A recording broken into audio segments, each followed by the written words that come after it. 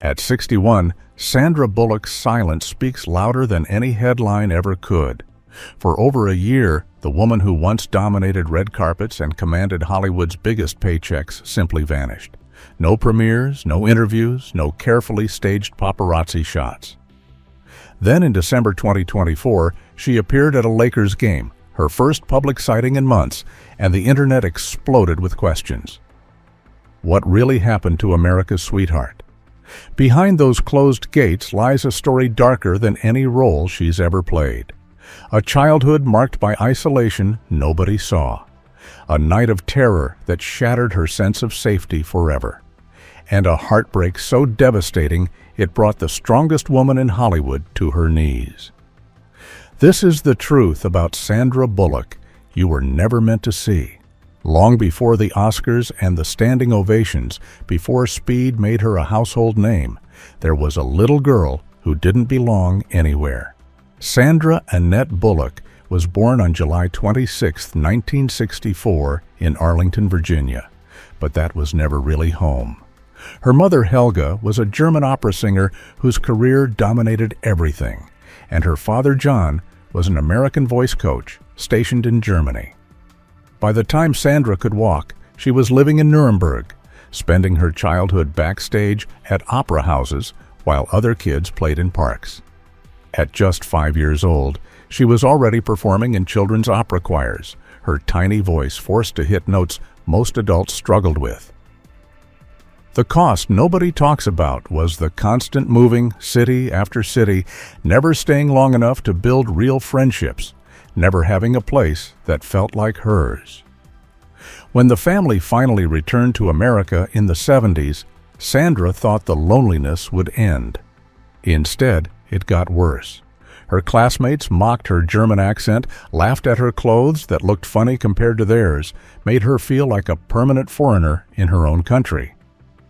She was too German for America, too American for Germany, caught between two worlds and belonging to neither. That split identity carved something deep inside her, a kind of pain that never really goes away. But here's what nobody realized then. That pain, that outsider perspective, became her secret weapon. It gave her the ability to see what others missed, to feel what characters were really going through, to bring an authenticity to the screen that can't be taught or faked. Years later, she'd walk away from East Carolina University, just credits shy of graduating in 1986, chasing a dream that seemed impossible. The lonely little girl who never fit in was about to storm Hollywood, but first, she'd have to survive it. New York City in 1986 was merciless to dreamers, and Sandra had nothing but a suitcase and stubborn will. No famous connections, no safety net, no backup plan. Just the belief that somehow, some way, she could make it.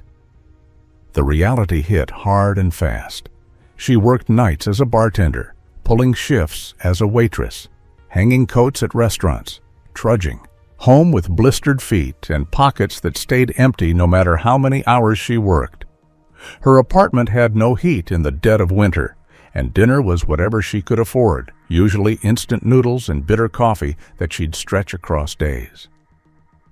Her parents could have helped, but Sandra refused. She needed to prove she could carve her own path, that she didn't need anyone's name or money to succeed. The early years were brutal.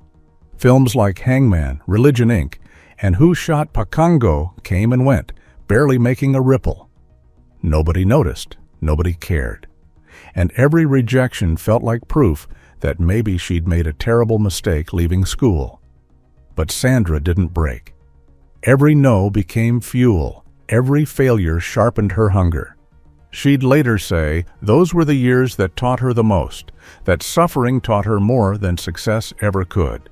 Then in 1993, Demolition Man gave her a glimpse, a supporting role alongside Sylvester Stallone that finally put her on the map. But the real lightning strike came in 1994 with Speed, and here's the thing. That role wasn't written for her. The studio wanted Halle Berry. They circled bigger names. Sandra wasn't even on the list. But she walked into that audition with nothing but a folding chair and a paper plate for a steering wheel. And she was so raw, so real, so undeniably present that they couldn't look away. The chemistry with Keanu Reeves was explosive, electric, impossible to manufacture. When Speed detonated at the box office, pulling in $350 million worldwide, Sandra's life changed overnight. The same woman who'd scrubbed tables and lived on ramen was suddenly Hollywood's brightest new star. And in 1995, While You Were Sleeping proved it wasn't a fluke. She could conquer comedy just as easily as action. From blistered hands and empty pockets to red carpet royalty in less than a decade, Sandra didn't just arrive, she kicked the door down. But stardom was never going to be enough for Sandra Bullock. While the world was calling her America's sweetheart, she was quietly building an empire.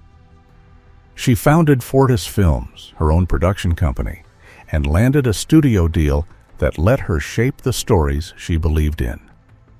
Suddenly, she wasn't just the actress taking orders, she was the producer calling the shots.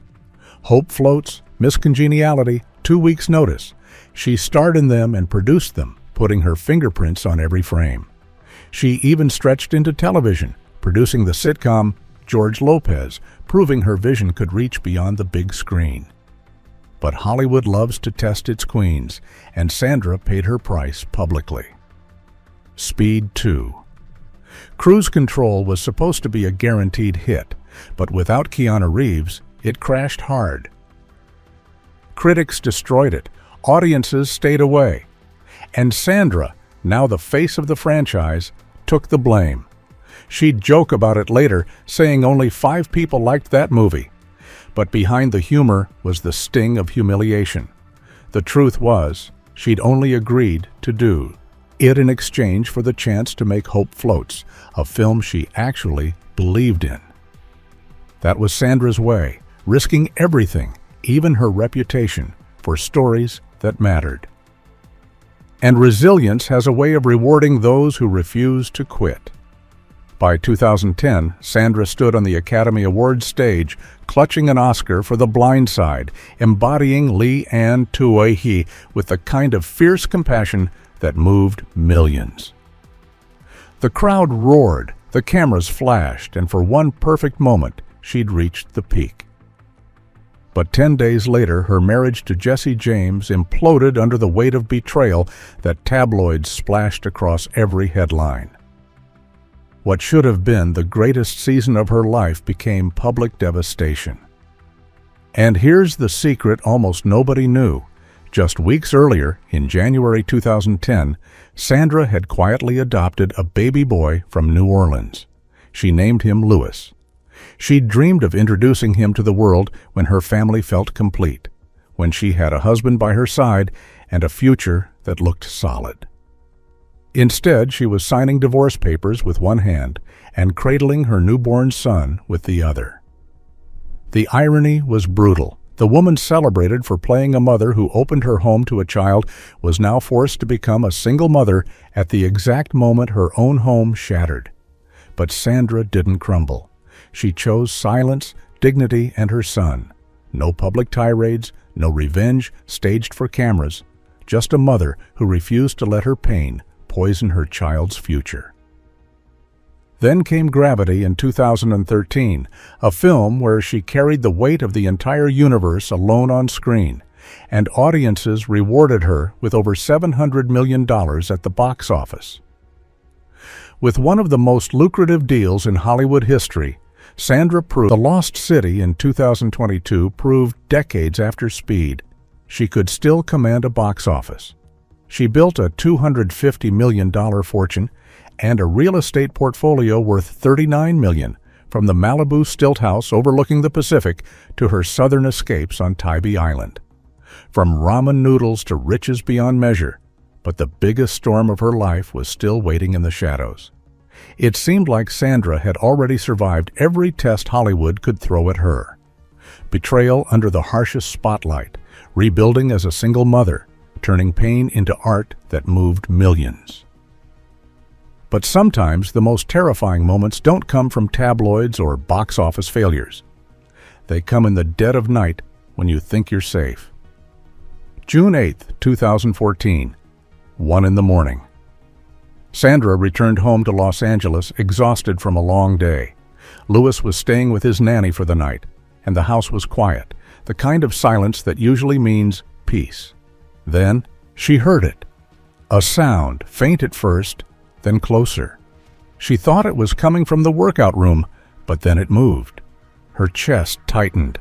Someone was inside. Alone, she locked her bedroom door and fled into the closet, dialing 911 with hands that wouldn't stop shaking. Her voice on that call was barely a whisper, trembling with the brutal knowledge that she no longer owned her own home, that safety had been ripped away in an instant. Every second felt like an eternity. The man was caught. Joshua Corbett, 39 years old, had been stalking her for days, watching from the shadows, leaving notes. When police searched him, they found magazine clippings of her face, disturbing letters, and a notebook detailing his plans. He owned 8 firearms. He wasn't carrying any that night, but the terror he left behind was a weapon all its own. The 911 call played in court later, and you could hear the fear in every breath she took. I'm in my closet, locked in. What haunted Sandra most wasn't just what happened, it was what could have happened. She'd later admit that had Louis been home, it would have changed their destiny forever. The aftermath was devastating in ways nobody could see. Panic attacks struck out of nowhere. She'd burst into tears just looking out a car window. I wasn't the same after, she'd say, her voice carrying the weight of trauma that doesn't fade. What terrified her even more was the thought that Louis might absorb her fear, that her son would inherit tremors written not in blood, but in her nervous system. So Sandra turned to EMDR therapy, working piece by fragile piece to reclaim the peace that had been stolen, not just for herself, but for the little boy who deserved to grow up without shadows. She'd survived Hollywood's cruelest storms, and now she was surviving the storms of her own mind. For years after her divorce, Sandra carried herself with quiet dignity, raising Louis and shielding him from the chaos of fame. But even surrounded by the purest love, there was an emptiness only true companionship could fill. That changed in 2015 when Brian Randall walked through her door, hired to photograph Louis's 5th birthday party. Sandra, the woman the world knew as America's sweetheart, met someone who didn't see the Oscar winner or the box office queen. He saw her, simply her. Brian was a former model-turned-photographer who brought his own daughter into the world, which meant he understood the responsibilities and patience that fatherhood demanded. What started as a professional job quickly became something neither of them expected, a bond so natural it felt like it had been waiting all along. Later in 2015, Sandra expanded her heart again, this time adopting Layla, a brave little girl from foster care who'd already endured more than any child should. Brian didn't just become Sandra's partner, he became a father figure to both Louis and Layla, the steady presence who matched her devotion with his own warmth. Though they never married, their commitment ran deeper than any ceremony. Friends who saw them together spoke of a peace in Sandra they'd never witnessed before, a serenity that softened even her sharpest edges. Their home at the Lake Austin Ranch was alive with the kind of happiness that can't be staged. School runs with laughter spilling through open windows, late-night talks in the kitchen after the kids went to bed, birthday candles glowing in the warmth of family. To a woman who'd spent decades under Hollywood's harshest lights, this ordinariness felt extraordinary. Brian was the fun parent who made even the smallest moments sparkle with humor and tenderness. After surviving betrayal and terror, Sandra had finally found the dream she feared might never come true, a complete, loving, unshakably real family. But life wasn't finished testing her. It's almost unbearable to imagine the cruelty of what came next. In 2020, Brian Randall was diagnosed with ALS, a disease so merciless it steals your body piece by piece while your mind stays trapped inside, forced to watch. Together, Sandra and Brian made a pact of silence. "We didn't want the kids' joy poisoned by a countdown," she'd later confide to close friends. "It wasn't secrecy born of shame. It was love in its purest form." Louis and Layla deserved birthdays with balloons, not hushed conversations about decline. So Sandra quietly stepped back from the world. No more premieres, no more red carpets, no more carefully orchestrated appearances. Her stage became a kitchen where she cooked his favorite meals, a bedside where she whispered comfort in the small hours, a home transformed into a sanctuary of care. The world saw almost nothing of her then, just flickers, paparazzi whispers, fleeting sightings that sparked questions nobody could answer. But behind closed doors, Sandra was living the hardest role of her life. She learned the rhythm of machines, how to soothe him through the long nights when sleep wouldn't come, how to feed him with a patience born of devotion. She kept the house filled with warmth, playing music he loved, keeping laughter alive so Louis and Layla would remember their father not for the disease, but for the love that wrapped around him until the very end. She clung to fragments, the curve of his smile when Louis told a joke, the way his eyes softened when Layla slipped a handmade drawing into his hand. Every little moment felt like gold dust, she'd later recall, and in those words lived the truth that she had carried him through the darkest hours, not with despair, but with a love fierce enough to make even the smallest gesture feel eternal. Then on August 5th, 2023, Brian Randall slipped away at just 57 years old. Sandra was there, holding his hand, her children pressed close as silence fell like a weight that nobody could lift. No cameras, no scripts, no applause, only the ragged sound of grief inside four walls. The man who'd filled their home with laughter was gone, and in his place was an emptiness so vast it seemed to swallow the air itself. For Sandra, it was devastation beyond words. She'd finally found the love she thought life had denied her. A man who saw her not as a star, but as simply Sandra, a woman worth cherishing. And she'd been forced to watch him vanish like smoke between her fingers. Every sacrifice, every sleepless night, every whispered promise at his bedside had been an act of defiance against time, and still, time won. For Louis and Layla, who'd once slipped drawings into his hands and climbed onto his lap for stories, the loss carved a wound they were too young to name, but would carry forever. But fate wasn't finished. Just 9 days after Brian's passing, when Sandra's heart was still raw with grief, another storm erupted. The Blind Side, the very film that had won her the Oscar and moved millions with its message of compassion, was suddenly dragged into controversy. Michael O'Hare filed a lawsuit against the Tuohy family, claiming deception and exploitation.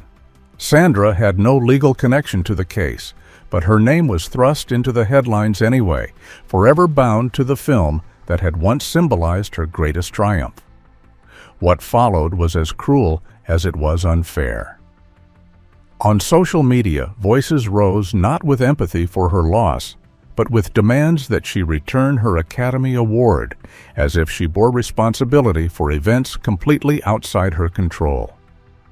Imagine the brutality of that moment. A woman mourning the man she'd called her partner for 8 years, blindsided by whispers questioning not her performance, but her integrity. The same role that had brought her to the peak of recognition now became a weapon used to wound her when she was already on her knees. It was a double blow, one deeply personal, one cruelly public, and they collided in a single merciless season. For anyone else, it might have broken them completely, but Sandra didn't respond with anger or bitterness or spectacle. She chose silence. She chose dignity. She chose to shelter Louis and Layla, anchoring herself in motherhood when every other certainty had been stripped away. And that's where her true strength shines brightest. Not in the billion-dollar box office numbers, not in the golden statue on a shelf, but in the way she endures. Today, at 61, Sandra Bullock lives largely away from the cameras that once followed her everywhere. Her world is centered in Los Angeles, where she owns homes worth nearly $39 million, each one a retreat carved from decades of discipline and daring. There's the Stilt House in Malibu, its windows catching sunsets she once admitted were her favorite form of therapy. There's the Beverly Hills Refuge, wrapped in trees and silence, where she's leaned into healing. And there are her beloved southern escapes, including Tybee Island in Georgia, where she takes Louis and Layla to feel the steadiness of the ocean. Her net worth sits at $250 million, the result of box office triumphs and historic negotiations, but she's often said her true wealth isn't measured in millions, but in ordinary mornings with my kids, making pancakes, just being present. In December 2024, she made a rare appearance at a Lakers game, her first public sighting in over a year, and the internet exploded with speculation. She spent Thanksgiving with Jennifer Aniston, slowly re-emerging into a world she'd stepped away from. Professionally, she's chosen to step back. After The Lost City in 2022, Sandra announced she'd take a break from acting to focus on motherhood and healing, and she's kept that promise. She's not retired. She still produces through Fortis Films, and Hollywood would welcome her back in a heartbeat. But right now, her most important role is off-screen. In October 2024, she reunited with Keanu Reeves for Speed's 30th anniversary, a rare appearance that reminded everyone of the magic they created together. And there's hope on the horizon. Practical Magic 2, with Nicole Kidman, began filming in late 2024, set for a September 2026 release. It's a comeback, but on her terms, choosing projects that matter rather than chasing every opportunity. Friends say she keeps Brian's photographs close, that his absence is felt in the quiet pauses of her days. For Louis and Layla, he remains part of the family's story, a presence they still speak of with love. Sandra carries the delicate weight of guiding her children forward while privately mourning the love she lost too soon. She maintains her health with discipline, Pilates, kickboxing, cycling, weekend dance sessions, and her famously simple skincare routine.